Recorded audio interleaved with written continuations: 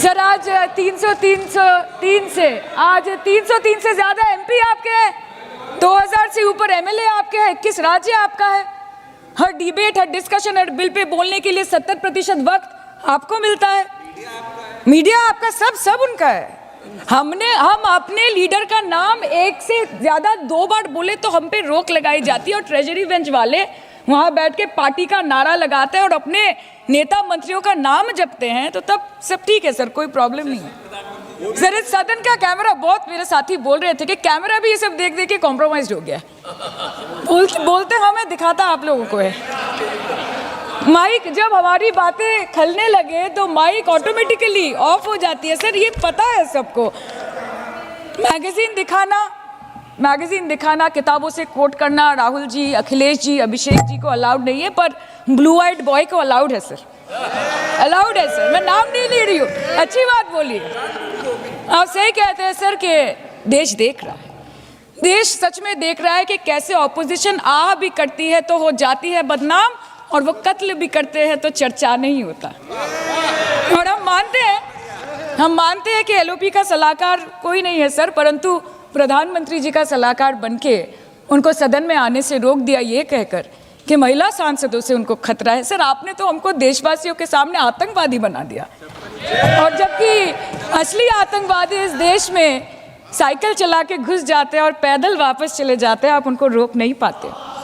भारत पे चीन का आग्रासन आप रोक नहीं पाते। भारत किससे तेल खरीदेगा, कितने दिनों के अंदर खरीदेगा, किससे दोस्ती निभाएगा, किससे दुश्मनी बरकरार रखेगा, कोई और देश का राष्ट्रपति हमें ट्विटर पे आके लेक्चर देता है, इंस्ट्रक्शन देता है, आप उसको रोक नहीं सकते। और सदन में हम सांसदों को रोक के you feed on your ego.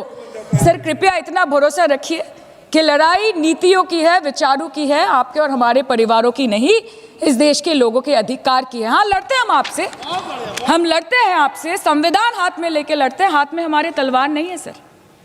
और सर ये देश के लोग समझ गए हैं कि आपको महत्वपूर्ण विषयों पर बात नहीं करनी है, महत्वपूर्ण विषयों पर बात नहीं करनी है सर, के ऊपर चर्चा चल रहा है सर, पार्लियामेंटरी प्रोसीजर कभी सर, मुद्दे पर भी आना कीजिए, चर्चा नहीं करनी है सर, ठीक है। बेरोजगारी पे चर्चा नहीं करनी है, हाँ जी, शिक्षा पे नहीं करनी है, स्वास्थ्य पे नहीं करनी है, बजट पे नहीं करनी है, प्रदूषण, एसआईआर, डिफेंस, विदेश नीति, नेशनल सिक्योरिटी पे नहीं करनी है, एप्स्टीन फाइल्स पे नहीं करनी है। मुद्दा है स्पीकर्स का रिमूवल, उसके ऊपर बैठ के सिर्फ वाह मोदी जी वाह करना है सर, कीजिए। पर आपसे विनती इतनी है कि डेमोक्रेसी को बचाइए और कृपया इस सदन को किसी पार्टी ऑफिस मत बनने दीजिए सर, यही दरख्वास्त है।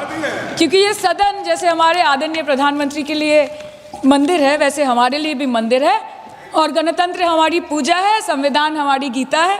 और इस मंदिर में बैठ के अगर कोई झूठ बोले और गीता पे हाथ रखे, कोई अन्याय करे, तो sir all India Trinamool Congress जो इस देश की 3rd लार्जेस्ट ऑपोजिशन है, that will surely not pander और surrender to your step motherly और should I say step fatherly attitude. ये तृणमूल कांग्रेस वाले अगर पश्चिम बंगाल में राष्ट्रपति जी गई, कभी स्थान बदल दिया, कभी लोगों को आने नहीं दिया, उनके लिए मुख्यमंत्री भी नहीं गई, उनको अपमानित करने का काम किया, तो तृणमूल का अरे लोकतंत्र में चुनाव आएंगे जाएंगे, लोकतंत्र में चुनाव आएंगे जाएंगे, लेकिन आप संवैधानिक संस्थाओं के संवैधानिक पदों पर बैठे व्यक्तियों को अपमानित करोगे तो देश आपको कभी माफ नहीं करेगा, कभी माफ नहीं करेगा। ये वही ममता बनर्जी है जो अपनी पेंटिंग को जो हजारों करोड़ का घोटाला करता है उसको 3-3, 5-5 करोड़ में बेचती हैं।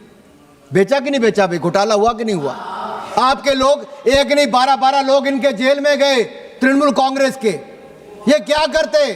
यही नहीं, कमिश्नर को बचाने के लिए सड़कों पे ममता बनर्जी उतरी, और अब जब जांच एजेंसियां इनकी जांच कर रही थी भ्रष्टाचार की, तो उसके खिलाफ तृणमूल कांग्रेस की मुख्यमंत्री ममता बनर्जी सड़क पे उतर आई, हाथापाई छीनपानी कर ली। ये किस तरह के? सुप्रीम कोर्ट चले गई एसआईआर के खिलाफ। एसआईआर किसके खिलाफ है? एसआईआर उसके खिलाफ है जो भारत के नागरिक नहीं है, जिनको भारत में वोट देने का अधिकार नहीं है। क्या आप चाहते हो विदेशी घुसपैठियों को वोट का अधिकार मिले? मुसलमान जो रोहिंग्या मुसलमान है उनको वोट का अधिकार मिले, और आप चुनाव जीतो? इलेक्शन कमीशन ऑफ इंडिया को संविधान ने अधिकार दिया है, और इलेक्शन कमीशन ऑफ इंडिया वो ठीक कर रहा है अगर ऐसी जांच कर रहा है तो। और मैं एक कहूंगा, आपके समय तो आपने चंगू मंगू को इलेक्शन कमीशन लगाकर इलेक्शन कमीशन ऑफ इंडिया को पंगु बना दिया था। चंगू मंगू क्यों कहता हूं? एक को इलेक्शन कमीशन में लाए तो बाद में आपने मंत्री बनाया कि नहीं बनाया? MS गिल जी को टॉयलेट से खबर करता था। और वो नवीन चावला था जो टॉयलेट से खबर करता था। संजय जी, वो नवीन चावला था। नवीन चावला टॉयलेट से लीक करता था। रिमोट कंट्रोल से आप प्रधानमंत्री मनमोहन सिंह को भी चलाते थे और रिमोट कंट्रोल से इलेक्शन कमीशन को भी चलाते थे। आप अपने समय 12-12 पदों पर खाली छोड़कर देश का आर्मी चीफ अपने रिश्तेदार को बनाते थे। 4-4 जजों को सीनियरिटी में छोड़ के चीफ जस्टिस ऑफ इंडिया बनाते थे। जिसको दिल करे जहां दिल करे नियम तोड़ते थे और आपको कोई पूछता नहीं था। आप संविधान को भी तोड़ने का काम करते थे। मैं इतना ही कहूंगा, हमारे स्पीकर महोदय ने इतना शानदार प्रदर्शन किया है कि आज नए रिकॉर्ड बनाए हैं, लेकिन दूसरी तरफ राहुल गांधी जी का रिकॉर्ड भी है, जिन्होंने 2-2 सदनों में 14वीं 15वीं लोकसभा में तो एक प्रश्न भी नहीं पूछा, 0 प्रश्न पूछा था। कमेटी की मीटिंग में 20% हाजिरी नहीं है, सदन में 50% टाइम नहीं आते हैं और सदन को गुमराह करके अविश्वास प्रस्ताव हमारे ओम बिरला जी के खिलाफ लाते हैं। मैं एक बात जरूर कहूंगा, जो कहते हैं कि PM बनना उनका जन्मसिद्ध अधिकार है, भारत की राजनीति में कोई कौसा नौतरा नहीं है। कौसा नौतरा जैसे विरासत में मिलने वाली कोई व्यवस्था नहीं है, जहां सत्ता के कुछ लोग निजी संपत्ति, और मैं इटली की बात कर रहा हूं। कौसा नौस्त्रा का मतलब है आवर थिंग। ये इटली में उत्पन्न एक कुख्यात पारंपरिक माफिया संगठन है। ये परिवारों का एक संघ है जहां पर उनके परिवार के लोगों को उच्च पद मिलता है। तो यहाँ कौसा नौस्त्रा नहीं है जहां की आपको वो मिल जाएगा। आपने हाउस को मिसलीड राफेल पे किया, बाकी विषयों पे किया। आपने कंप्लीट कर बस 1 मिनट में खत्म, 1 मिनट पूरा। आप सैम पिट्रोडा की बात सुनते, वो सैम पिट्रोडा जो कहते 84 में जो हुआ सो हुआ, यानी कि सिखों का कत्लेआम हुआ तो हुआ। ये कैसी बात है? आपने जिद करके सनक के आगे अपने पूरे हाउस को गुमराह करने का काम किया। सभापति जी, ये लोकसभा किसी के परिवार की जागीर नहीं, लोकसभा किसी गठबंधन का मंच नहीं है। लोकसभा भारत के 140 करोड़ भारतीयों के आस्था का केंद्र है और आस्था का केंद्र रहेगा।